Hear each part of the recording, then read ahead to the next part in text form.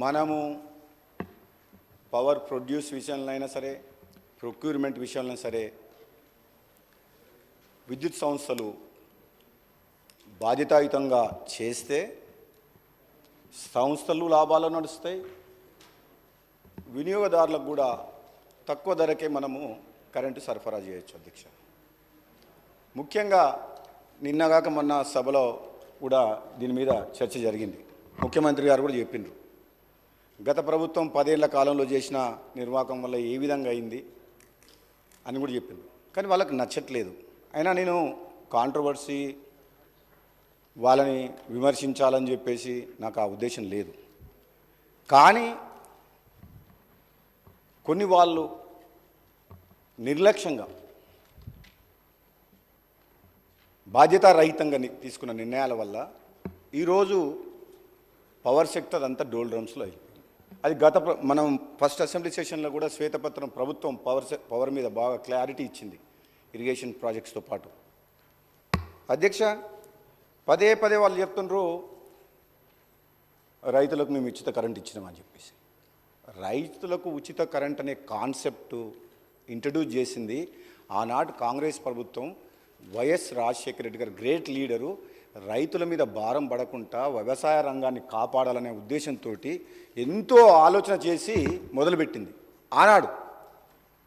దాన్ని దృష్టిలో పెట్టుకొని ఆనాడు అప్పటి ప్రభుత్వాలు, ప్రతిపక్షాలు దుమ్మెత్తిపోసినాయి, ఇవ్వలేరు అని చెప్పి.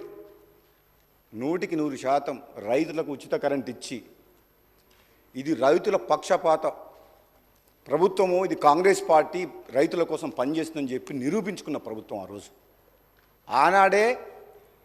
ఆనాటి ప్రభుత్వం రాబోయే రోజులను దృష్టిలో పెట్టుకొని రైతులకు ఉచిత కరెంట్ ఇవ్వాలంటే రాబోయే రోజుల్లో డిమాండ్ని దృష్టిలో పెట్టుకొని అప్పుడు ఉన్న ప్రభుత్వం తీసుకున్న కొన్ని చర్యలు, కొత్తగూడెంలో 800 మెగావాట్ల ప్లాంట్ కావచ్చు, సింగరేణి విద్యుత్ కేంద్రం 1200 మెగావాట్లు కావచ్చు, 600 మెగావాట్ల కాకతీయ విద్యుత్ కేంద్రం కావచ్చు, 240 మెగావాట్ల లోయర్ జూరాల హైడల్ కేంద్రం కావచ్చు, 120 మెగావాట్ల పులిచింతల హైడల్ కేంద్రం కావచ్చు.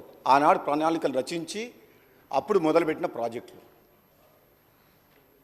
మొత్తం తెలంగాణ ఏర్పడే నాటికే 2960 మెగావాట్ల విద్యుత్ ఉత్పత్తికి అవసరమైన పనులు అప్పుడే స్టార్ట్ చేశారు. అధ్యక్ష, ఇంకో విషయం ఏంటంటే, తెలంగాణ ఇచ్చిన కాంగ్రెస్ పార్టీ ఆనాడు యూపీఏ ప్రభుత్వం కూడా ఆంధ్రప్రదేశ్ పునర్విభజన చట్టాన్ని రూపకల్పన చేసినప్పుడు తెలంగాణ ఉద్యమంలో ఆత్మ బలిదానులు చేసుకున్న అమరుల కళను సాకారం చేయాలంటే రాష్ట్రం ఏర్పాటు అయితే, జనాభా నిష్పత్తి ప్రకారం అయితే, ఆస్తుల పంపకం విషయంలో 58.32% ఆంధ్రప్రదేశ్కు, 41.68 తెలంగాణకు. అదే విద్యుత్ ఉత్పత్తి విషయంలో రాష్ట్రం ఏర్పడిన నాటికి తెలంగాణలో సంక్షోభం అన్న విద్యుత్ రంగంలో రావచ్చని చెప్పి దృష్టిలో పెట్టుకొని 53.89 తెలంగాణ రాష్ట్రానికి విద్యుత్ విభజన చట్టంలో న్యాయం జరగాలని చెప్పి చేయడం జరిగింది. అధ్యక్ష, ఆ చర్యల వల్ల యూపీఏ ప్రభుత్వం పునర్విభజన చట్టంలో ప్రత్యేకంగా విద్యుత్ రంగంలో మనం తెలంగాణకు అన్యాయం జరగొద్దని చెప్పి జనాభా నిష్పత్తిని కాకుండా ప్రత్యేకంగా విద్యుత్ రంగాన్ని దృష్టిలో పెట్టుకొని ఆనాడు తీసుకున్న చర్యల వల్ల 1800 మెగావాట్ల కరెంటు అదనంగా మనకు తెలంగాణ రాష్ట్రానికి వచ్చింది. అధ్యక్ష, మరి ఇవన్నీ ఎంతో సెన్సిటివ్ ఇష్యూస్, ఎంత జాగ్రత్తగా తీసుకోవాల్సిన నిర్ణయాలు కాబట్టి ఆనాడు కాంగ్రెస్ ప్రభుత్వం అయినా యూపీఏ ప్రభుత్వం అయినా ముందు చూపుతోటి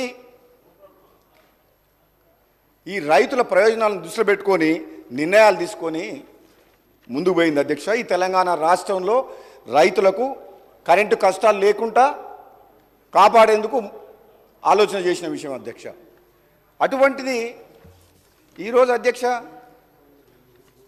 ప్రతిపక్షంలో ఉన్న నాయకులు, పెద్ద మనుషులు, ఇక్కడ నిర్ణయాలు తీసుకున్న పెద్ద మనిషి లేడు, హౌస్కు లీడర్ ఆఫ్ ద అపోజిషన్ అయితే లేడు. ముఖ్యమంత్రిగా నిర్ణయాలు తీసుకొని ఒక ఇంపార్టెంట్ సబ్జెక్టు మీద చర్చ నడిచినప్పుడు కనీసం లీడర్ ఆఫ్ ద ఆపోజిషన్ హౌస్లో ఉంటే ఆయన తీసుకున్న నిర్ణయం వల్ల జరిగిన నిర్వాహకం ఏ విధంగా జరిగింది, ప్రజలకు వినియోగదారులకు విద్యుత్ సంస్థలకు ఏ విధంగా నష్టం జరిగింది, ఈ నష్టాల ఊబిలోకి ఎందుకు నెట్టబయటపడ్డాయి ఈ విద్యుత్ సంస్థలు అనే విషయము మేము కొంచెం చెప్పుకునే అవకాశం, ఆయన వినే అవకాశం ఉండేది అధ్యక్ష. మన దురదృష్టవశాత్తు ఏంటంటే మీసా నాయకులు అంటారు మీ నాయకుడు రాలేదంటే మీ స్థాయికి ఆయన అవసరం లేదు మేమే చాలని అంటుండ్రు. అధ్యక్ష, వీళ్ళ స్థాయి ఏందో 10 ఏళ్లల్లా కేసీఆర్ గారు ముఖ్యమంత్రిగా ఉన్నప్పుడు వీళ్ళ స్థాయి ఏంది, మంత్రులు ఎంపీలు అధికారుల మాట ఎవరైనా విన్నారా అధ్యక్ష? నో అపాయింట్మెంట్, ఒంటెద్దుపోకడా, నిజం ఉన్నట్టు అట్లా కాదు ఇట్లా అని చెప్పే అవకాశం వీళ్ళకి ఎవరికైనా ఇచ్చిండా అధ్యక్ష? ఆయన అంత దమ్ము ధైర్యం వీళ్ళకు లేదు, ఆయన వినేవాడు కూడా కాదు. అటువంటి పరిస్థితి ఉన్న మనిషి, పెద్ద మనిషి, లీడర్ ఆఫ్ ద ఆపోజిషన్ ఉండి కూడా సభకు రాకుండా ఒక ఇంపార్టెంట్ సబ్జెక్టుల మీద చర్చ నడిచినప్పుడు లేకుండా వీళ్ళంటారు మరి లీడర్ ఆఫ్ ద ఆపోజిషన్ ఎందుకు ఉండాలి అధ్యక్ష? మరి అటువంటిప్పుడు ఆయన సభకే రానప్పుడు ఆయన అవసరం లేదని వీళ్ళే అంటుండ్రు. మరి మీరే మీ లోపల ఎవరో ఒకరు సభలో లీడర్గా మీరు ఎల్ఓపి కాండి. ఆయన అవసరం లేనప్పుడు మరి ఇక సభకే వద్దనుకున్నప్పుడు ఆ పొజిషన్లో ఆయన అవసరం ఏముంది? ఉండాలి అధ్యక్ష, రావాలి. ఆయన చేసిన మంచి పనులుంటే ఈ కాంగ్రెస్ ప్రభుత్వం ఈరోజు రైతులు 2004లో ఆశీర్వదించినట్టు మళ్ళీ 2023లో కూడా రైతులు నమ్మకంతో కాంగ్రెస్ పార్టీ మళ్ళీ అధికారంలోకి వస్తే మాకు మా ప్రయోజనాలు మమ్మల్ని కాపాడుతారన్న నమ్మకంతో ఈరోజు రైతులు మాకు అధికారం ఇచ్చిండ్రు. అంటే రైతులకు కాంగ్రెస్ పార్టీ ప్రభుత్వం మీద, కాంగ్రెస్ పార్టీ మీద, రాహుల్ గాంధీ నాయకత్వం మీద, సోనియా గాంధీ గారి నాయకత్వం మీద అంత నమ్మకం ఉంది అధ్యక్ష. వాళ్ళ అధికారంలో మేము వచ్చినప్పుడు మేము ఏం చెప్తున్నాం? మేము తీసుకున్న నిర్ణయాలు ఏంది? మరి మీ 10 ఏళ్ళు మీరు ప్రజల అవకాశం ఇస్తే మేమేమేం పొరపాట్లు చేసిండ్రు? ఒకవేళ పొరపాట్లు చేసిన దాని మీద కూడా ముఖ్యమంత్రి గారు కూడా కమిషన్ ఏర్పాటు చేసిండ్రు. మళ్ళీ సుప్రీంకోర్టు ఇన్వాల్వ్ అయ్యి జడ్జిని కూడా కొత్త జడ్జిని అపాయింట్ చేయమన్నారు. ఎంక్వైరీలు చేస్తున్నాం. కానీ మేము చెప్పే మంచిది ఏదైనా ఉంటే, మీ సూచనలు కూడా మీరు ఏదైనా మంచి చెప్తే మీరు వినండి, ఓపికతోటి సమర్థించండి, సపోర్ట్ చేయండి. యాజ్ ఏ అపోజిషన్గా ప్రజలకు మేలు చేసే విషయంలో, కరెంటు విషయంలో, ఇటు విద్యుత్ అనేది డొమెస్టిక్ కావచ్చు, ఇండస్ట్రియల్ కావచ్చు, కమర్షియల్ కావచ్చు, అగ్రికల్చర్ కావచ్చు, 4 సెక్టార్లని కాపాడాల్సిన బాధ్యత ఈ ప్రభుత్వం మీద ఉంది. కరెంటు లేని 10 నిమిషాలు కూడా ఉండలేము. గంట సేపు నీళ్ళు లేకుండా ఉండగలుగుతాం అధ్యక్ష. ఈ హౌస్ కూడా 10 నిమిషాలు కూడా 5 నిమిషాలు కూడా నడవదు అధ్యక్ష. కరెంట్ లేకపోతే మనం ఏ పని ముందుకు పోలేము. అటువంటి కరెంటు విషయంలో మీరు తీసుకున్న నిర్ణయాల విషయంలో మీరు ఏదన్నా చెప్తే కొంచెం ఫ్రస్ట్రేషన్ ఉండకండి. బయట కూడా ప్రెస్ మీట్లు పెట్టి ప్రభుత్వం మీద దుమ్మెత్తి పోస్తారు అధ్యక్ష. చేసిన తప్పులు చాలవని చెప్పి ఇంకా ఉల్టా మేము ఇప్పుడు ఆ విద్యుత్ రంగాన్ని ఏ విధంగా నష్టాల ఊబి నుంచి బయటికి తీసుకొచ్చి గాడిలో పెట్టి వినియోగదారులందరికీ తక్కువ ధర కరెంట్ ఇవ్వాలని మేము ఆలోచన చేస్తున్నాం. ఒక పాజిటివ్ థింకింగ్ తోటి, కన్స్ట్రక్టివ్ థింకింగ్ తోటి ముందుకు పోతున్నాం. ఒకవేళ మీరేమైనా మిస్టేక్ చేస్తే తప్పును ఒప్పుకోండి. మేమేమైనా తప్పు నిర్ణయాలు తీసుకుంటే మాకు చెప్పండి, మేము ఫాలో అవుతాం 100%. కానీ అది లేదు. మరి ఎందుకంత ఫ్రస్ట్రేషను? ఆ ఫ్రస్ట్రేషన్లో ఉండి ఇంకా నష్టం చేయాలని చూస్తున్నారు. సభలో కానీ బయట కానీ దయచేసి ప్రతిపక్ష సభ్యులు అందరూ కూడా ఏం కోరుతున్నారంటే, నిన్న కూడా గౌరవ మాజీ మంత్రులు జగదీశ్వర్ రెడ్డి గారు కూడా ప్రెస్ మీట్ పెట్టి విద్యుత్ శాఖ మంత్రిగా పనిచేసిన అధ్యక్ష. ఆయన అంటే గౌరవం ఉంది, సభ్యులు, సీనియర్ నాయకులు. కానీ ఇష్టం వచ్చినట్టు మాట్లాడడం ముఖ్యమంత్రి గారి మీద, ప్రభుత్వం మీద ఎందుకు అవసరం అధ్యక్ష? ఇది 10 ఏళ్ల పాటు మీకు అవకాశం వచ్చింది. కొన్ని మంచి పనులు చేసిండ్రు, కొన్ని తెలిసి తెలవక తప్పులు చేసిండ్రు. విద్యుత్ రంగంలో కావచ్చు, ఇరిగేషన్ ప్రాజెక్టు కాళేశ్వరం విషయంలో కావచ్చు, అది ప్రజలందరికీ అర్థమైపోయింది. అక్కడ కూర్చున్నారంటేనే, మిమ్మల్ని అక్కడ పంపించిన వెంటనే అర్థమైంది ప్రజలు మార్పు కోరుకుండ్రు. మేము అనుకున్నంత స్థాయిలో మాకు అభివృద్ధి జరగలేదు, న్యాయం జరగలేదు. తెలంగాణ వచ్చిన తర్వాత కూడా మా బతుకులు మారలేదు. కాబట్టే తెలంగాణ ఇచ్చిన కాంగ్రెస్ పార్టీకి అధికారంలో ఇచ్చి మళ్ళీ మమ్మల్ని ఇటుపక్క కూర్చోబెట్టిండ్రు. దాన్ని బ్రాడ్గా ఆలోచించి అర్థం చేసుకొని ఇప్పుడు మీరు ప్రతిపక్షంలో ఉండి ఏ విధంగా ఒక ఉత్తమ విమర్శకులుగా ఉండి ఈ ప్రభుత్వానికి ఎట్లా సహకరించాలన్న ఆలోచన చేయాలి తప్పితే ప్రతిదాన్ని మేము చెప్పిన దాన్ని పొలిటికలైజ్ చేసి రాజకీయ ప్రయోజనాల కోసం ఈ సభను వాడుకోవద్దు అధ్యక్ష. ఈ సభల ప్రభుత్వం వచ్చినప్పటి నుంచి ఎప్పుడు కూడా ఉపన్యాసాలు ఇచ్చి ఆచరణకు అమలుకు సాధ్యం కాని మాటలు కూడా చెప్పడం ఇంతవరకు మేము చేయలేదు. బడ్జెట్లో కూడా గౌరవ ఉప ముఖ్యమంత్రి గారు మా పవర్ మినిస్టర్ 16,000 కోట్ల రూపాయల బడ్జెట్ పెట్టి పవర్ సెక్టర్కు తప్పకుండా రైతుల ప్రయోజనాలని అన్ని వర్గాల ప్రయోజనాలను కాపాడి ఈ పవర్ సెక్టర్ని కాపాడి గాడిలో పెడతామని చెప్తుంది అధ్యక్ష. మీరు ఈరోజు చాలామంది మాట్లాడేది ఉందన్నారు, తక్కువ సమయం తీసుకోమన్నారు. ఏం బాధలేదు అధ్యక్ష, ఎందుకంటే మిగతా సభ్యులందరూ మాట్లాడాలి కాబట్టి నేను ఎక్కువ సమయం తీసుకున్నాను అధ్యక్ష. కానీ ఇది very very very very important subject అధ్యక్ష. పవర్ సెక్టర్, ఈ పవర్ సెక్టర్లో గత 10 ఏళ్ల కాలంలో ఒక పెద్ద నిర్ణయాలు, ఉదాహరణకు అధ్యక్ష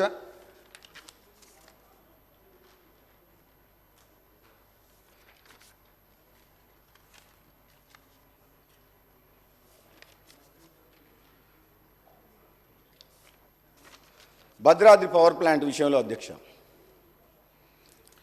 వీళ్ళు భద్రాద్రి పవర్ ప్లాంట్ స్టార్ట్ చేసిండ్రు. మేము ఇంతకుముందుకు చెప్పినట్టు 2960 మెగావాట్ల ప్లాంట్లు తెలంగాణ వచ్చే నాటికి ప్రాసెస్లో ఉన్నాయి, ప్రోగ్రెస్లో ఉన్నాయి, కంప్లీట్ అయినాయి. అది మేము చేసినాం అని చెప్పుకుంటున్నాం. పర్వాలేదు, చెప్పుకొని ఏం కాదు, మంచి పని చేసినాం. మేము స్టార్ట్ చేసిన పనులు, మేము ఇల్లు కట్టిన తర్వాత సున్నం వేసి మేమే ఇల్లు కట్టినాం, ఎయిర్పోర్ట్ మేమే కట్టినాం, ఔటర్ రింగ్ రోడ్ మేమే చేసినాం, అన్నీ మేమే చేసినాం, పవర్ ప్లాంట్ మేమే కట్టినాం అని చెప్తుండ్రు. మీ మొదలుపెట్టి 90% కంప్లీట్ అయిన కల్వకుర్తి ప్రాజెక్టు, కొన్ని ఇరిగేషన్ ప్రాజెక్టులు కూడా మేము చేసినామని మా అకౌంట్లు. పర్వాలేదు, మాకు దాని విషయంలో కూడా మేము డిస్ప్యూట్ చేయదలుచుకోలే. మా ప్రభుత్వంలో మొదలుపెట్టి దాదాపు పూర్తిగా వచ్చిన ప్రాజెక్టులు, పవర్ ప్రాజెక్టులు, ఆ ప్రాజెక్టులు అన్నీ కలిపి మీరు వేసుకొని చేస్తే మంచిదే, రాష్ట్రానికి మేలు జరిగింది కాబట్టి మేము దాంట్లో డిస్ప్యూట్ చేస్తున్నాం. కానీ మీరు వచ్చిన తర్వాత మొదలుపెట్టిన పవర్ ప్లాంట్లు, ముఖ్యంగా పవర్ సబ్జెక్టులో భద్రాద్రి పవర్ ప్లాంట్ అధ్యక్ష స్టార్ట్ చేసే సమయానికే, ఆ ప్లాంట్ కన్స్ట్రక్షన్ స్టార్ట్ అయ్యే సమయానికే సూపర్ క్రిటికల్ టెక్నాలజీ అవైలబుల్ ఉంది మార్కెట్లో. దాని కాదని అందులో వాడిన టర్బైన్స్, జనరేటర్స్, బ్రాయిలర్స్ 15 సంవత్సరాల కింద ఇండియా బుల్ కంపెనీ కోసం తయారు చేసినవి. ఆ కంపెనీ మూతపడడం వల్ల, కాలం చెల్లిన వాటిని వినియోగించడం వల్ల ఎటువంటి సమస్యలు వచ్చినాయంటే అధ్యక్ష, ఈ మధ్యన నేను ఒక రిపోర్ట్ చదివిన, సంబంధిత చీఫ్ ఇంజనీర్ గారు, ఆ ప్లాంట్ హెడ్ పై అధికారులకు రాసిన లేఖలో 4 యూనిట్లు ఉంటే 270 megawatts into 4 units 1080 megawatts power ప్లాంట్లో ఎప్పుడు ఏదో ఒక యూనిట్ తరచుగా షట్ డౌన్ అవుతుంది. బికాస్ అవుట్డేటెడ్ టెక్నాలజీ వాడినరు. మళ్ళీ లేటెస్ట్ టెక్నాలజీ అవైలబుల్ ఉంది, 1000 కోట్లు ఖర్చు పెట్టిండ్రు, ప్రాజెక్ట్ కాస్ట్ పెరిగింది. అయినా కానీ ఈరోజు అది ఎట్లంటే, ఇప్పుడు 2 సంవత్సరాల కింద స్టార్ట్ అయిన ప్లాంట్ అది. ఆ సి గారి రిపోర్ట్లో ఏం రాసిందంటే, ఇది 2 years ఓల్డ్ ప్లాంట్ లాగా పనిచేయట్లేదు, 10 to 15 years కింద కన్స్ట్రక్షన్ చేసిన ప్లాంట్ లాగా బిహేవ్ చేస్తుంది. అంటే ఎప్పుడు ఏదో ఒక ప్రాబ్లం వస్తుంది, మెయింటెనెన్స్ ప్రాబ్లం అని చెప్పి చాలా క్లియర్గా అఫీషియల్గా పేపర్ మీద లెటర్ ఇచ్చిన అధ్యక్ష. అంటే ఎంత బాధ్యతారహితంగా తీసుకున్న నిర్ణయాల వల్ల ఎన్ని వేల కోట్ల అధ్యక్ష, అది 7,290 కోట్ల ప్రాజెక్టు క్యాపిటల్ కాస్ట్, అది 10,616 కోట్లకు పెరిగింది, 43% ఇంక్రీజ్ అయింది. అంటే డబ్బులు వృధా చేసిండ్రు. పోనీ డబ్బులు పెడితే ఎక్కువ, ప్రజల సొమ్ము అసలు వృధా చేయకూడదు, ప్రతి రూపాయి ఆలోచించి ఖర్చు పెట్టాలి అధ్యక్ష. మన సొంత కుటుంబం అయితే మనకున్న బడ్జెట్లో మన ఫ్యామిలీని ప్రతి పైసా ఆలోచించి ఏ విధంగా ముందు పోతాం అధ్యక్ష. ఈ తెలంగాణ రాష్ట్ర ముఖ్యమంత్రి, ఆనాటి ప్రభుత్వము ఈ ప్రజాసొమ్ముని కష్టపడి 1000 మంది యువకులు ఆత్మ బలిదానం చేసుకున్న తెలంగాణలో ఎంత బాధ్యతారహితంగా నిర్ణయాలు తీసుకోవాలి అధ్యక్ష. ఈ రాష్ట్ర ప్రయోజనాల కోసం ప్రతి పైసా కాపాడాల్సిన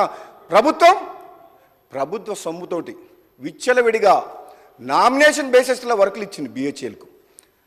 ఇచ్చేసి ఎక్కువ రేట్లకు, అది ప్రభుత్వ సంస్థ అంటారు.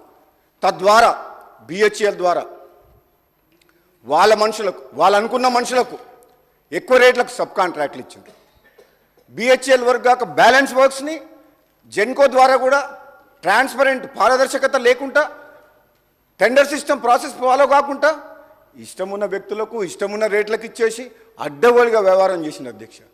మరి మాట్లాడొద్దనంటే మేము మంచి పనులు చేయాలని ఉన్నాం, ముందుకు పోవాలని ఉన్నాం కన్స్ట్రక్టివ్ థింకింగ్ తోటి. మేము ఇటువంటి పోయే ప్రక్రియలో భాగంగా గత ప్రభుత్వం చేసిన నిర్వాహకాన్ని కూడా ఎక్కడెక్కడ మిస్టేక్ జరిగినాయి, ఎందుకు జరిగినాయి, హ్యూమన్ ఎర్రర్ ఎక్కడ, కావాలని స్వార్థపూరిత రాజకీయాల కోసమో, స్వార్థం కోసమో, సెల్ఫిష్ ఇంట్రెస్ట్ల కోసం చేసిన తప్పుల్ని ఈ తెలంగాణ సమాజానికి, ప్రజలకు మీ ద్వారా తెలియజేయాల్సిన అవసరం మాకుంది అధ్యక్ష. మేము ఎన్ని బాధలు పడుతున్నామో, ఈరోజు ఈ రాష్ట్రం అధికారంలోకి వచ్చిన తర్వాత కిరీటం వచ్చిందని చెప్పి మేము సంతోషపడతలేము అధ్యక్ష. ప్రభుత్వం వచ్చింది, అధికారంలో వచ్చిందంటే ఒక బాధ్యతగా ఈ ప్రభుత్వం, కాంగ్రెస్ పార్టీ ప్రభుత్వం ప్రతి విషయంలో, చిన్న విషయమైనా సరే చాలా ఆలోచించి నిర్ణయాలు తీసుకొని ముందు పోతున్న తరుణంలో వాళ్ళు చేసిన నిర్వాహకం గురించి మేము ప్రజలకు చెప్పకపోతే అది మా తప్పు అవుతుంది. మేము చేతగానే వాళ్ళం అయిపోతాం, మేము చెప్పలేని వాళ్ళం అయిపోతాం. గత ప్రభుత్వం చేసిన పాపాలు, మంచి పనులు కూడా చెప్తాం అధ్యక్ష. వాళ్ళు చేసిన ఏదైనా మంచి పని ఉంటే కూడా మేము చెప్తాం. కేసీఆర్ కిట్ ఇచ్చిందంటే బాగుందని చెప్పినాం. కొన్ని విషయాల్లో మేము ఎక్కడ కూడా, వాళ్ళు కూడా రాజశేఖర రెడ్డి గారిని ఆరోగ్యశ్రీ పథకం బాగుందని చెప్పి కేసీఆర్ గారు మెచ్చుకున్నారు. తెలంగాణ ఇచ్చిన సోనియా గాంధీని మెచ్చుకున్నారు, దేవతని అన్నారు. కానీ మేము కూడా చెప్తున్నాం, మీరు చేసిన నిర్వాహకం వల్ల జరిగిన నష్టాన్ని ప్రజలకు వివరిస్తాం. తప్పకుండా ఏదైతే కమిషన్ ఏర్పాటు చేసిండ్రో త్వరలోనే కొత్త జడ్జి అపాయింట్మెంట్ అయ్యి కంప్లీట్ డీటెయిల్గా ఇన్వెస్టిగేషన్ అయితే అధ్యక్ష. అందులో ఎటువంటి అనుమానం లేదు. వాళ్ళు సభలో గొడవ చేసినంత, బయట మాట్లాడినంత మాత్రాన చేసిన పాపాలు కడుక్కుంటామంటే అంత ఈజీ కాదు అధ్యక్ష. ఇది రెండవది అధ్యక్ష, అది చిన్నది. రెండోది మీ అందరికీ తెలుసు, మా జిల్లాల యాదాద్రి పవర్ ప్లాంట్ అధ్యక్ష, అది ఎంత పెద్ద తప్పు నిర్ణయం అంటే, జనరల్గానైతే థర్మల్ పవర్ ప్లాంట్ అధ్యక్ష, జనరల్గా పిట్ హెడ్ అంటే కోల్ మైన్ పక్కన, thermal power plants pit head అంటే కోల్ మైన్స్ పక్కలో, దగ్గరలో పిట్ హెడ్లో థర్మల్ పవర్ ప్లాంట్ పెడతారు అధ్యక్ష. మామూలుగా అయితే ఎక్కడైనా సరే, ప్రపంచంలో ఎక్కడైనా సరే థర్మల్ పవర్ ప్లాంట్ ఎక్కడ పెడతారంటే మైన్ పక్కన పెడతారు. 250 కిలోమీటర్ల దూరాన దామరచర్ల మిర్యాలగూడ దగ్గర ఆనాడు ప్రభుత్వం పవర్ ప్లాంట్ ఎందుకు పెట్టింది, అక్కడ పెట్టాలన్న నిర్ణయం ఎందుకు తీసుకున్నది ఇప్పటివరకు కూడా ముఖ్యమంత్రి గారు వివరణ ఇవ్వలేదు అధ్యక్ష. అది చాలా పెద్ద విషయం. ఎందుకంటే నేను ఆనాడు అసెంబ్లీలో ఉన్నప్పుడు, గత అసెంబ్లీలో చెప్పిన, 2018లో ఎమ్మెల్యేగా ఉన్నప్పుడు ఆనాడు సభలో చెప్పిన, ఓపెన్ మార్కెట్లో తక్కువ ధరకు కరెంటు దొరుకుతుంది, మీరు వేల కోట్ల రూపాయలు హై రేట్, ఎక్కువ రేటుకి ఇంట్రెస్ట్కి తీసుకొచ్చి ఈ పవర్ ప్లాంట్ కడితే వినియోగదారుల మీద ఎక్కువ భారం పడుతుంది, రాష్ట్రం కూడా అప్పుల పాలయ్యే అవకాశం ఉంది, దయచేసి ఆ యాదాద్రి పవర్ ప్లాంట్ విషయంలో మరోసారి పునరాలోచించాలని చెప్పిన అధ్యక్ష. అప్పటికే ఆ ప్రాజెక్టు స్టార్ట్ చేసింది. అసెంబ్లీలో మాట్లాడిన అధ్యక్ష, ఆన్ రికార్డ్ అధ్యక్ష. ఆ ప్లాంటు అనుకున్న సమయానికి పూర్తి చేయలేదు, నిర్ణయము తప్పుడు ప్లేసు, టైం లిమిటు 3 ఏళ్ళు అనుకున్నది, ఇప్పుడు 10 ఏళ్ళు అయిందా స్టార్ట్ చేసి, ఇప్పటి వరకు వినియోగంలోకి రాలేదు అధ్యక్ష. 24,000 కోట్ల రూపాయలు అనుకున్న ప్రాజెక్టు, 25,000 కోట్ల రూపాయలు అనుకున్న ప్రాజెక్టు కాస్టు 36,000 కోట్లకు పోయింది. 11,000 కోట్ల రూపాయలు ఆ ప్రాజెక్టు కాస్ట్ పెరిగిపోయింది డిలే అవ్వడం వల్ల. రెండోది అధ్యక్ష, అందులో కూడా బిహెచ్ఎల్కు 20,000 crores వర్క్స్, 20,000 కోట్ల వర్కులు నామినేషన్ బేసిస్లో ఇచ్చిండ్రు. తద్వారా దాని దగ్గర సబ్ కాంట్రాక్టులు వాళ్ళ మనుషులే. మిగతా బ్యాలెన్స్ వర్క్స్ మొత్తము జెన్కో ద్వారా కూడా విచ్చలవిడిగా, దానికి లెక్క లేదు, పత్రం లేదు, కాంట్రాక్టర్లకు ఇష్టం వచ్చినట్టు ఇచ్చిండ్రు. అది మంత్రి గారు ఒప్పుకున్నా, మాజీ మంత్రి గారు ఒప్పుకోకున్నా, నాకు అర్థమైన విషయం చెప్తున్నా అధ్యక్ష, చాలా అంటే పారదర్శకత లోపించి ఒక ప్రాసెస్లో కరెక్ట్ ప్రాసెస్లో మాత్రం టెండర్ ప్రక్రియ జరగలేదు. డబ్బులు పోయినాయి, అప్పుల పాలైంది, కరెంటు రాలేదు. మరి ఎవరు భరించాలి అధ్యక్ష? ఎందుకు అవసరం అధ్యక్ష? అది ఎంత లేటెస్ట్ టెక్నాలజీ వస్తుందంటే ఈ రోజులలో అధ్యక్ష, ఇప్పుడు కొత్తగా పవర్ గురించి ఆలోచించి ఎనర్జీ గురించి ఆలోచించే ఎవరు కూడా థర్మల్ వైపు మొగ్గు చూపిస్తలేరు. ముఖ్యంగా ఇంకో విషయం అధ్యక్ష, ఆ ప్లాంట్ పెట్టేటప్పుడు ఇంకో విషయం కూడా చెప్పిండ్రు. రాష్ట్ర పునర్విభజన చట్టంలో చాలా క్లియర్గా యూపీఏ ప్రభుత్వంలో పునర్విభజన చట్టంలో ఉంది, రామగుండంలో 4000 మెగావాట్ల పవర్ ప్లాంట్ ఏర్పాటు చేయాలని చెప్పి తెలంగాణ కోసం. అప్పటికి 1600 మెగావాట్లు వచ్చిన తర్వాత మిగతా 2400 మెగావాట్లు కూడా నిన్న కూడా కిషన్ రెడ్డి గారు మాట్లాడి ఈరోజు పేపర్లో చదివినా అసలు మీకు కావాలన్నా ఇప్పటికి 4 సార్లు లేఖ రాసిండ్రు ఎన్టీపీసీ స్టేట్ గవర్నమెంట్కు. ఏమని? ఆ 2400 పవర్ మెగావాట్స్ మీకు కావాలన్నా వద్దా, మేము ఇతర రాష్ట్రాలకు ఇవ్వాలన్నా అని. దానికి ఆన్సర్ చేయలే. యాక్చువల్గానైతే వాళ్ళు ఎన్టీపీసీ అప్పు తెచ్చుకొని వాళ్ళు ఖర్చు పెట్టి వాళ్ళు డబ్బు తెచ్చుకొని కట్టి 2400 మెగావాట్స్ మనకి ఇస్తామంటే వద్దని యాదాద్రి పవర్ ప్లాంట్ అప్పు తీసుకొచ్చి కట్టిండ్రు, కానీ స్టార్ట్ కాలేదు. మన పునర్విభజన చట్టంలో ఉంది, మనకు పవర్ వస్తుంది, వాళ్ళ డబ్బుతో కడతామంటున్నారు, పవర్ సప్లై చేస్తామంటున్నారు, రామగుండం మైన్ ఏరియాలో ఉంది. ఇంత కష్టపడి ఇక్కడ యాదాద్రిలో కట్టాల్సిన అవసరం ఏముంది అధ్యక్ష? కొన్ని వేల కోట్లు ప్రజాధనము వృధాగా ప్రజల సొమ్ము పోయి వినియోగదారుల మీద మన విద్యుత్ సంస్థలని నష్టాలు పోయి డోల్ డ్రమ్స్లో పడిపోతుంటే మాకు బాధ అనిపించదు అధ్యక్ష? చెప్పడం ధర్మం కదా అధ్యక్ష? మీ ద్వారా తెలంగాణ ప్రజలు కూడా ఒకసారి ఆలోచించాలి. ఆనాడు ఉన్న ముఖ్యమంత్రి ఏమనుకున్నాడో, ఈ రాష్ట్రానికి నేను రాజుని, నా తర్వాత నా కొడుకు, ఒక మోనార్కీ లాగా ఫీల్ అయిపోయిండు. ఎవరు మాట్లాడేది లేదు, నా నిర్ణయం ఫైనల్, మేము ఎవరి మీద డిపెండ్ కాము, మేము భారతదేశంలో అంతర్భాగం కాదు, ఇది తెలంగాణ రాజ్యానికి నేను రాజును అనే ఫీలింగ్లో నిర్ణయాలు తీసుకుండు. నిజంగానే అధ్యక్ష, ఈ నిర్ణయం అయితే ఈ యాదాద్రి పవర్ ప్లాంట్ నిర్ణయం, కాళేశ్వరం ప్రాజెక్టు నిజం మాత్రం 100% ఆయన ఆలోచన ప్రకారం నడిచింది తప్పితే ఆయన లేకుంటే ఈరోజు సభలో వేరే వాళ్ళు మాట్లాడతామంటే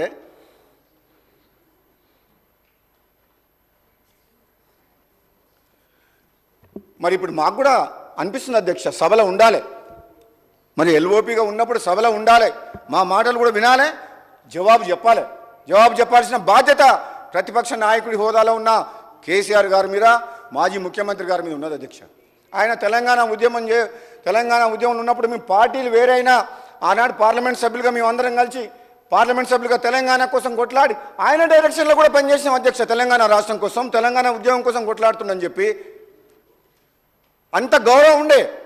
కానీ తెలంగాణ రాష్ట్రం ఇచ్చిన కాంగ్రెస్ పార్టీని కాదని తెలంగాణ ప్రజలు కేసీఆర్కి అధికారం కట్టబెట్టినా బాధపడలే అధ్యక్ష. కానీ ఈ 10 ఏళ్ల పాలనలో ఒక అహంకారపూరితంగా నిర్ణయాలు తీసుకొని బాధ్యతారహితంగా నిర్ణయాలు తీసుకోవడం వల్ల రాష్ట్రం అప్పుల పాలై ప్రజలు కష్టాలు పడుతుంటే ఈరోజు జీతాలు ఇవ్వలేని పరిస్థితి, డబ్బులు ఇవ్వలేని పరిస్థితి. రాష్ట్రంలో టెండర్లు వేస్తే ఒక కాంట్రాక్టర్ కూడా రోడ్ వర్క్ టెండర్ ఏమంటే కూడా నేను వేయను అంటుండు, బిల్లులు రాక 2-3 ఏళ్ళు అయిందని. అంటే వ్యవస్థ మొత్తం కూలిపోయింది అధ్యక్ష. అటువంటి రాష్ట్రం, ఒక మిగులు బడ్జెట్తో ఉన్న రాష్ట్రాన్ని ఒక కాంట్రాక్టర్ లేడు, ఒక డిపార్ట్మెంట్ లేదు, ఏ డిపార్ట్మెంట్లో పో వేల కోట్ల రూపాయలు బాకీలు ఉన్నాయి. వాళ్ళందరికీ ఏం చెప్పాలి అధ్యక్ష? ఎట్లా నడిపించారు అధ్యక్ష వాళ్ళు ప్రభుత్వాన్ని 10 ఏళ్ల పాటు? ఒక ఫ్యామిలీ రూల్ లాగా వాళ్ళకొక్కరికే పవరు. ఆనాడు ప్రభుత్వంలో ఉన్నప్పుడు మంత్రులు, ఎంపీలే కాక ఐఏఎస్ ఆఫీసర్లతోటి కాలు మొక్కించిన చరిత్ర ఇదా ప్రజాస్వామ్యం అంటే? ఇందుకోసమైనా తెలంగాణ వచ్చింది అధ్యక్ష? ఐఏఎస్ ఆఫీసర్లు కాలు మొక్కుతారా అధ్యక్ష? ఆఫీసర్లతో కాలు మొక్కించుకుంటారా? బ్యూరోక్రాట్స్తో కాలు మొక్కించుకున్న చరిత్ర ఎంత బాధాకరం అంటే నిజంగా అమరవీరుల ఆత్మ క్షోభిస్తుండొచ్చు అధ్యక్ష. ఇది కాదు తెలంగాణ అధ్యక్ష. మేము కోరుకున్న తెలంగాణ, ప్రజలు కోరుకున్న తెలంగాణ ఇది కాదు. కాంగ్రెస్ పార్టీ తెలంగాణ వీళ్ళ కోసం ఇవ్వలేదు.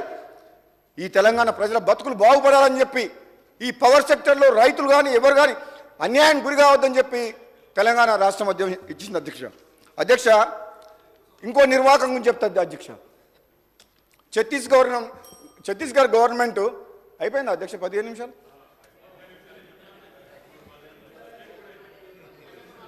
అంటే అధ్యక్ష వీళ్ళు చేసిన పాపాల గురించి చెప్పాలంటే గంటల తరబడి మాట్లాడవచ్చు.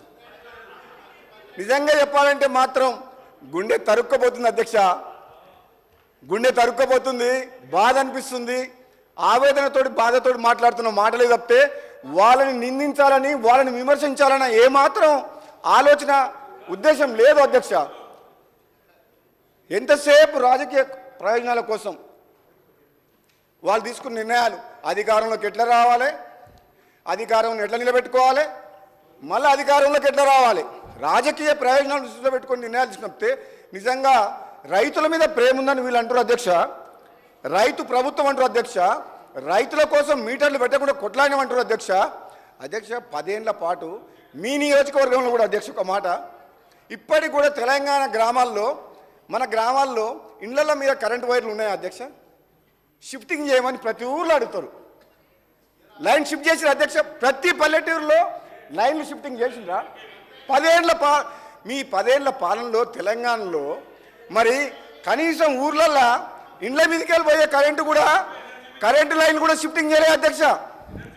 ఒకప్పుడు వేసిన కరెంటు పోల్స్ 50 మీటర్లకు ఒక దగ్గర ఉండాలి, ఒక పోలు 50 మీటర్లు, ప్రతి పోలు మధ్యన 80 మీటర్లు 100 మీటర్లు వైర్ అంతా కిందికి దిగబడి కరెంట్ షాక్ కొట్టి ప్రమాదాలు చనిపోతుండ్రు అధ్యక్ష. అన్నిటికంటే ప్లాంట్లు కడతామంటుండ్రు, అడిషనల్ ట్రాన్స్ఫార్మర్స్ ఇప్పటికి కూడా మా నియోజకవర్గం మున్గోడు నియోజకవర్గంలో ఎక్కడ పోయినా ఏ ఊరు పోయినా ఓ 25 kVA ఉంటే 5 నడవాలి మోటార్లు 5 HP, 8 9 ఉంటాయి. ఓ 100 kVA ఉంటే 20 నడవాలి, 25 30 ఉంటాయి. అడిషనల్ ట్రాన్స్ఫార్మర్లు ఇవ్వలేని దుస్థితి గత 10 ఏళ్లలో. లైన్ షిఫ్ట్ చేయలే ఇండ్ల మీదకి వెళ్ళి, అడిషనల్ పోల్స్ ఇచ్చి కరెంటు కూడా సక్రమంగా రైతులకు కరెంటు సరఫరా చేయలే. అన్ని ప్రమాదాలు ఎక్కడ పోయినా ఊర్లలో. అది అడుగుతలేరు అధ్యక్ష, మీకు తెలియదు అధ్యక్ష, ఇక్కడ ఉన్న సభ్యులందరికీ తెలుసు వాళ్ళ నియోజకవర్గాల్లో డే టు డే ప్రాబ్లమ్స్. అధ్యక్ష ప్రజలు కోరుకునేది, రైతులు కోరుకునేది, గృహ వినియోగదారులు కోరుకునేది కరెంటు కావాలి, నాణ్యమైన కరెంటు కావాలి, సేఫ్ కరెంటు కావాలి. అంటే సేఫ్గా కరెంటు కావాలనుకుంటున్నారు. ఇంటి మీదకి ఎక్కితే వైర్లు లాగుతాయి, పిల్లలు పైకి ఎక్కితే భయపడతారు తల్లిదండ్రులు. పొలాల దగ్గరికి పోతే షాక్. మా సొంతం చిన్నాన అల్లుడు అధ్యక్ష, సొంతం చిన్నాన అల్లుడు గుడ్డి మల్కాపురంలో ఆదిరెడ్డి అని మా సిస్టర్ హస్బెండ్ షాక్ కొట్టి చనిపోయిండు. నేను ఎమ్మెల్యేగా ఉన్నప్పుడు దిక్కు లేదు, ఆయన డెడ్ బాడీ పడి ఉంటే నేను పోయేంత వరకు కూడా అధికారులు ఆనాడు 2019లో. అంటే ఎంత నిర్లక్ష్యపూరితంగా గత ప్రభుత్వం రైతులకు ఇస్తున్నామంటారు కరెంటు. ఎక్కడ 24 గంటలు. మా సోదరుడు వెంకటరెడ్డి గారు స్వయాన సబ్స్టేషన్ పోయి లాగ్ బుక్ ఓపెన్ చేసి 14 గంటలు అనేది ప్రూవ్ చేసింది సార్ అధ్యక్ష వెంకటరెడ్డి గారు. వీళ్ళు ఎప్పుడు చెప్పినా కానీ మేము 24 hours కరెంటు 24 గంటలు ఇచ్చినామని చెప్పి 10 ఏళ్ల పాటు చెప్పుకున్నారు. కానీ మీరు 24 గంటలు ఇవ్వలేదన్న విషయం మీకు తెలుసు. అది స్వయంగా సోదరుడు వెంకటరెడ్డి గారు ప్రూవ్ చేసిండు కూడా సబ్స్టేషన్ పోయి. అధ్యక్ష వీళ్ళు చేసిన ఇంకొక నిర్వాహకం ఏంటంటే, మరి మాజీ మంత్రివర్యులు మన జగదీశ్వర్ రెడ్డి గారు ఒక్కడే ఊరు మా జిల్లాలో, పాపం ఆయన ఒక్కడే బాధ అనిపిస్తుంది. ఒక్కడే అధ్యక్ష. ఆయన అంతకుముందుకేమో 12 మంది ఉండే, 12 పోయి ఒక్కడే అయిపోయింది పాపం. ఎమ్మడి ఎవరు లేరు. అంతకుముందుకున్న మా ఎమ్మెల్యేలు కూడా తీసుకుపోయినరు. అయితే ఆయన మంత్రిగా ఉన్నప్పుడు మరి ప్రభుత్వం ఈ ఛత్తీస్గఢ్ విషయంలో అధ్యక్ష 1000 మెగావాట్లకు పవర్ కొంటామని చెప్పి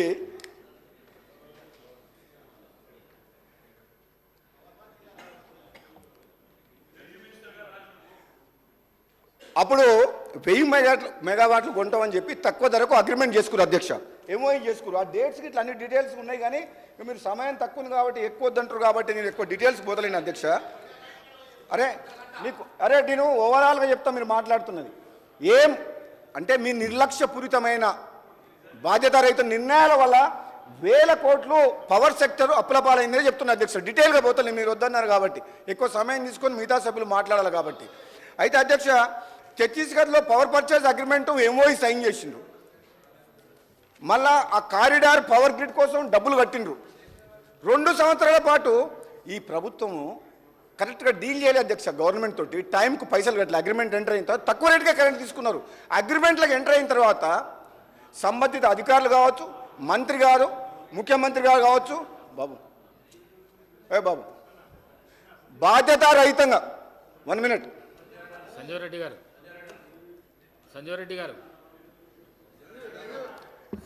గారు డిస్టర్బెన్స్. అధ్యక్ష, ఛత్తీస్గఢ్ విషయంలో ఛత్తీస్గఢ్ గవర్నమెంట్ తోటి ఒక బాధ్యతాయుతంగా ఒకవేళ వీళ్ళు కరెక్ట్గా ఇట్లా ప్రవర్తించుంటే చేసుంటే అది తక్కువ రేటు కరెంట్ అధ్యక్ష. వీళ్ళు ఎంఓఐ చేసుకొని కూడా కరెక్ట్గా డీల్ చేయకపోవడం వల్ల, సమయానికి పైసలు కట్టకపోవడం వల్ల నష్టపోయింది. డిస్ప్యూట్ వచ్చింది, ఆగిపోయింది. వాళ్ళు బయట ఎక్కువ రేటుకి అమ్ముకుంటున్నారు. నష్టపోయింది ఎవరు అధ్యక్ష? మనం తెలంగాణ రాష్ట్ర ప్రభుత్వం. అంటే మీరు ప్రభుత్వంలో ఉన్నది, అధికారంలో ఉన్నది, బాధ్యతగా పనిచేయమని చెప్పి తెలంగాణలో 2వ సారి కూడా అధికారం ఇచ్చి తప్పితే ఇంత నిర్లక్ష్యంగా పనిచేస్తారని ఎవరు ఊహించలేదు అధ్యక్ష. అప్పుడు మాకు మీరు స్పీకర్ స్థానంలో మీరు లేరు అధ్యక్ష. మేము ఆడు ఉన్నాం 6గురము.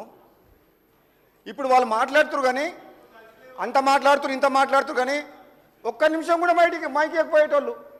ఒక్క నిమిషం మాట్లాడకపోతే, ప్రాబ్లం చెప్పితే డిబేట్ కావద్దు, మైక్ కట్, లేదంటే ఇక్కడి నుంచి 100 మంది లేచేవాళ్ళు. కొన్నిసార్లు అయితే నన్ను కొడతందుకే వచ్చారు అధ్యక్ష. 100 మంది కౌరవులాగా మీదికి, మేము పంచపాండవులాగా 6గురం ఉంటే నన్ను కొడతందుకు వచ్చారు మీదికి. ఎంత దుర్మార్గమైన పరిపాలన నేనెప్పుడు చూడలే.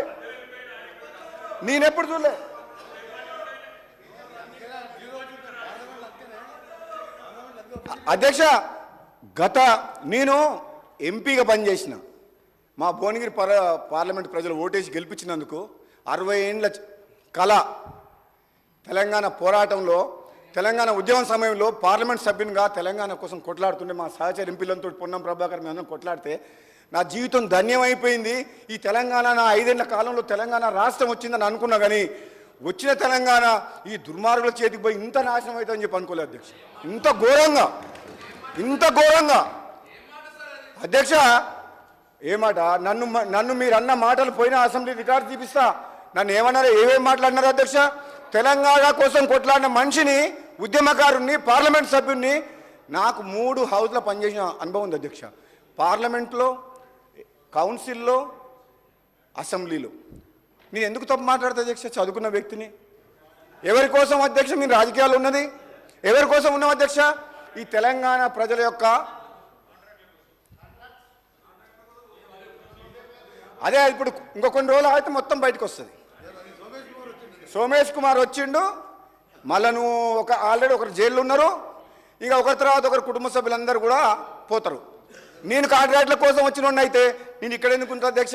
వాళ్ళమ్మడి 12 మంది ఎమ్మెల్యేలు పోయినప్పుడు 12 మంది ఎమ్మెల్యేలు పోయినప్పుడు నేను కూడా పోతుండే అధ్యక్ష.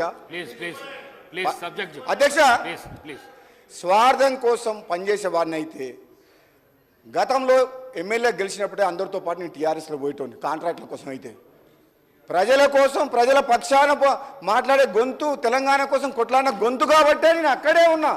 మళ్ళీ ఇక్కడికి వచ్చినాం. మీరు ఆ అంశం మర్చిపోవద్దు. మీరు ఎన్నైనా చెప్పండి, అమ్ముడు పోయినామని బదనామం చేసిన అధ్యక్ష నోడకూడదు. అమ్ముడు పోయిన వ్యక్తి మళ్ళీ కాంగ్రెస్లోకి ఎందుకు వచ్చిన అధ్యక్ష? మనిషిని అయితే మరి అమ్ముడు పోయినా అని చెప్పిన వాళ్ళు ఈరోజు ఏం సమాధానం చెప్తారు అధ్యక్ష? తెలంగాణ ప్రజలకు, మునుగోడు ప్రజలకు అమ్ముడు పోయినామని బదనామం చేసిన అధ్యక్ష. మళ్ళీ కాంగ్రెస్లోకి వచ్చి, తెలంగాణ ఇచ్చిన కాంగ్రెస్ పార్టీకి వచ్చి మిమ్మల్ని అక్కడ పంపిస్తుందికే వచ్చిన అధ్యక్ష. ఆ విషయం మాత్రం క్లారిటీ ఉంది అధ్యక్ష. తెలంగాణ ప్రజలకు కూడా నమ్మకం కలిగింది అధ్యక్ష. ఎంత బదనాం చేసినా చరిత్రలో చివరకు గెలిచేది ధర్మమే అధ్యక్ష. నా విషయంలో కూడా ధర్మం గెలిచింది అధ్యక్ష. అందులో ఎటువంటి అనుమానం లేదు అధ్యక్ష. అధ్యక్ష, మేము చెప్తున్నాం అధ్యక్ష, రాబోయే రోజుల్లో మీరు రెడీగా ఉన్నారు కదా. మన బీజేపీకి ఓట్లు వేయించింది ఎవరు అధ్యక్ష? మొన్న వీళ్ళు గుండె మీద చేసుకోవాలి. ఉదయం 9 గంటల వరకు మొన్న పార్లమెంట్ ఎలక్షన్లు పోలింగ్ అయితే నేను ఊళ్ళలో తిరుగుతున్నా. 9 గంటల దాకా, 8 గంటల దాకానేమో టీఆర్ఎస్ వాళ్ళు, బీజేపీ వాళ్ళు వేరే ఉన్నారు. 8, 9, 10, 11, 12 ఒకటే కొద్ది ఇద్దరు కలిసి ఒకటే దగ్గర కూర్చున్నారు, ఒకటే టెంట్లా. ఏమైందిరా బాబు అంటే కలిసిపోయిన సార్ ఇక టీఆర్ఎస్ గెలిచట్లేదు, పబ్లిక్ టీఆర్ఎస్ అంటే పోయింది, ఈ బీఆర్ఎస్ పార్టీ బతకదు, ఈ తెలంగాణ రాష్ట్ర సమితి అని పేరు మార్చి ఎప్పుడైతే బీఆర్ఎస్ అని పేరు అప్పుడే ఖతమైపోయారు. ఇక బీజేపీలో పోతట్టు సార్, మొత్తం బీజేపీకి ఓటేయమని చెప్పి పబ్లిక్ మొత్తం ఓపెన్గా మొత్తం ఏకచక్రాధిపత్యం సారు కారు 16 అని విర్రవీగిన వాళ్లకు గుండుసున్న ఒక్క ఎంపీ కూడా రాలి. ఎక్కడ పోయిందా సార్, ఎక్కడ పోయిండు, కారు ఎక్కడ పోయింది, 16 ఎక్కడ పోయినాయి అధ్యక్ష, ఒక్క ఎంపీ అన్న డిపాజిట్లు కూడా రాలే. అంటే అధ్యక్ష మీ ఒక్క మాట చాలా సీరియస్గా ఆలోచించాలి. ప్రతిపక్ష సభ్యులు కేటీఆర్ గారు కూడా చెప్తున్నారు అధ్యక్ష, చాలా సీరియస్గా అధ్యక్ష ఒకటే మాట అధ్యక్ష, ఎక్కువ చెప్ప అధ్యక్ష, ఒక మాట తెలంగాణ సమాజం ఇచ్చిన తీర్పుని, ఆ తీర్పుని మనము తీర్పుని ఒకసారి చేసుకోవాలి అధ్యక్ష. ఏమని 10 ఏళ్ళు పరిపాలించిన ఒక ప్రాంతీయ పార్టీ ఈ భారతదేశ చరిత్రలో అసెంబ్లీ జరిగిన ఎన్నికలు జరిగిన 6 నెలలకే జరిగిన ఎన్నికల్లో ఈ విధంగా డిపాజిట్లు రాకుండా ఒక్క సీటు కూడా లేకపోయిందంటే ఎంత తప్పులు చేసిండ్రు, అధికారాన్ని అడ్డం పెట్టుకొని ఎంత దోసుకున్నారు, ఎంత దుర్మార్గంగా చేసిండ్రు అనేది ఆ మొన్నటి పార్లమెంట్ రిజల్ట్ అప్పుడు అధ్యక్ష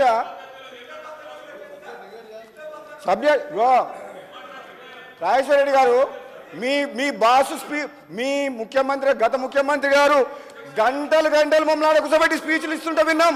శ్రీధర్ బాబు గారు మా మంత్రి గారు ఉన్నారు ఇక్కడ, మా లెజిస్లేషన్ మినిస్టరు అధ్యక్ష, మమ్మల్ని నోరు మూపియడం కాదు అధ్యక్ష, ఆయనకప్పుడు అట్లా కాదు, మీరు మమ్మల్ని అటుపక్క కూర్చోబెట్టినప్పుడు ప్రతిపక్షంలో ఉన్నప్పుడు గంటలు ప్రసంగాలు ఇస్తుంటే మేము విన్నాం, మేమేం మాట్లాడలే. ఇప్పుడు కూడా మిమ్మల్ని ఏమంటారు, కనీసం ప్రతిపక్షంలో ఉండినైనా సరే ఇప్పుడు ఏం తప్పులు చేసుకుండ్రు, గతంలో ఏం తప్పులు చేసిండ్రు, మేము చేసే మంచి పనులకు సహకరించమని కోరుకుంటున్నాం. మీ ఎంక్వైరీ అధ్యక్ష పవర్ సెక్టర్ మీద గౌరవ ముఖ్యమంత్రి గారు తప్పకుండా కమిషన్ ఏర్పాటు చేశారు కాబట్టి తొందరలోనే పూర్తి కంప్లీట్ ఎంక్వైరీ చేస్తాం అధ్యక్ష. ఎంక్వైరీ చేసి తప్పకుండా మేము చర్యలు తీసుకొని ఎవరైతే అవినీతికి పాల్పడి దోషులుగా తేలుతారో చట్ట ప్రకారంగా చర్యలు తీసుకోక తప్పదు అధ్యక్ష. ఆ విషయంలో మాత్రం మేము కాంప్రమైజ్ కాము అధ్యక్ష. నేను వీళ్ళందరికీ కూడా మన ప్రతిపక్ష సభ్యులు నిన్న జగదీశ్వర్ రెడ్డి గారు అధ్యక్ష ప్రెస్ మీట్ పెట్టి ఇష్టం వచ్చినట్టు మాట్లాడుతుంటే నన్ను ఆయన నాకంటే ఏజ్లో పెద్దోడు కాబట్టి గౌరవం ఉంది అధ్యక్ష, మంత్రిగా 10 ఏళ్ళు పనిచేసింది కాబట్టి మీ ద్వారా మాజీ మంత్రులకు కానీ ప్రతిపక్ష సభ్యులకు ఒకటే చెప్తున్నా అధ్యక్ష, లాస్ట్ ముగించే ముందు వన్ లైన్ అధ్యక్ష, మీరు ఇక్కడ ఏండి మీరు అధ్యక్ష, వీళ్ళకి నా సూచన ఏంటంటే అధ్యక్ష మీరు అధికారం చూసిండ్రు అంటే అధికారం అనుభవించిండ్రు మీరిప్పుడు ప్రతిపక్షంలో ప్రజలు తీర్పిచ్చిన ప్రతిపక్షంలో ఉన్నారు. ఇప్పటికైనా ఈ ప్రభుత్వం చేసే మంచి పనుల విషయంలో, ముఖ్యంగా కరెంటు విషయంలో, రైతుల విషయంలో ఈ రాష్ట్ర ప్రభుత్వం కాంగ్రెస్ ప్రభుత్వం 100% 100% కట్టుబడి ఉంది. 24 గంటల కరెంటు, నాణ్యమైన కరెంటు ఇచ్చే బాధ్యత మాది. మీరు ఇవ్వలేని కరెంటు 16 గంటలు ఇస్తే 24 గంటలు రాబోయే రోజుల్లో ఉచిత కరెంట్ ఇచ్చి నిరూపించుకున్నాం అధ్యక్ష. అదేవిధంగా అధ్యక్ష మన మేనిఫెస్టోలో పెట్టినట్టు 200 యూనిట్ల వరకు కూడా మనము గృహాలకు ఉచితంగా కరెంట్ ఇస్తున్నాం అధ్యక్ష. దాన్ని కూడా మేము చెప్తున్నాం, 200 యూనిట్లకు పేదలకు ఇళ్లకి ఏదైతే కరెంట్ ఇస్తున్నామో ఇప్పటికే 49 లక్షల ఎంతో మందికి అధ్యక్ష, దాదాపు 49,60,000 ఎంతో ఫిగర్ ఉంది అధ్యక్ష. ఆల్రెడీ 200 యూనిట్స్ ఫ్రీ పవర్ ఇస్తున్నాం అధ్యక్ష. 100% మీకు మళ్ళీ ఒకసారి చెప్తున్నా అధ్యక్ష, మీ ద్వారా తెలంగాణ రాష్ట్ర ప్రజలకు ప్రతిపక్ష సభ్యులకు కూడా రాబోయే రోజుల్లో ఈ గవర్నమెంట్ పవర్ సెక్టర్లో సమూలమైన మార్పులు తీసుకొచ్చి లేటెస్ట్ టెక్నాలజీ అంటే పవర్ అదేంటి అధ్యక్ష, పంప్డ్ స్టోరేజ్ పవర్ ప్లాంట్స్ కొత్తగా వచ్చినాయి, cheap power, solar power, wind power, battery power, hydrogen power, ఇటువంటి లేటెస్ట్ టెక్నాలజీని ఈ గవర్నమెంట్ అందుబాటులోకి తీసుకొచ్చి తక్కువ ధరకు నాణ్యమైన కరెంటు ఇచ్చే బాధ్యత మా ప్రభుత్వం మీద ఉంది. దయచేసి మీరు మాకు సహకరించండి. ప్రతిపక్ష సభ్యులందరినీ కూడా బీఆర్ఎస్ పార్టీని అడుగుతున్నా, మీకు మీరు చేయలేని పని మేము చేసి నిరూపిస్తాము, మాకు సహకరించండి అని చెప్పి తెలియజేస్తూ ధన్యవాదాలు అధ్యక్ష. థ్యాంక్ యూ అధ్యక్ష.